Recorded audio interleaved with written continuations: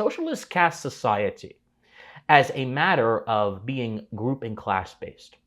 They cast society as a matter of those who are in the downtrodden classes and those who are in the producing classes, those who have and those who do not have, those who work and those who exploit from those who work, allegedly, in their system.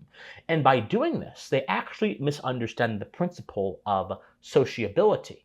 Sociability is the principle from which all societies are birthed. Sociability is simply a principle that rests in the nature and the heart of man, that affirms his desire, his necessary desire to enter into mutual engagement and intercourse with other people, which eventually rises into a society, because as is known throughout history, one man solitary in nature cannot produce all his needs and wants. He needs other people to commingle with him and to interact with him in order to produce all those needs and wants. And this basic drive and need produce society. Sociability is at the bottom of that. But sociability producing society is only one part. Sociability keeping society intact and keeping society filled with the right kind of behavior is the second part. And from our sociability comes our ability, comes the necessary ability for us to adhere to first principles, and our first principles are backed by our rights. Your ability to act morally goes towards those first principles. To be just, for example, not to harm other people, not to take their stuff, to abide by your contracts, and also to avoid doing things that are deceitful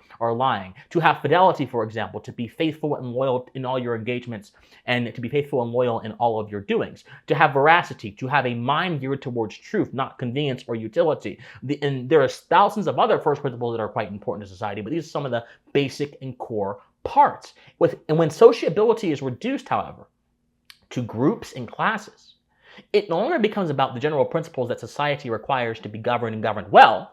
It becomes about your standing within a particular group. It becomes about your group identity, and that can be changed, and that can be negotiated, and that can be organized in a narrative form by anyone who happens to have enough rhetorical finesse. When you misunderstand society, you misunderstand human beings, and when you misunderstand human beings, you don't have the political or social prescriptions to address problems and crises experienced by human beings.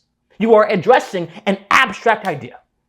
And in addressing an abstract idea, the socialist invites themselves to do things, to offer programs that lead to ruin of both society and even the socialist himself, as many regimes in the past have shown us.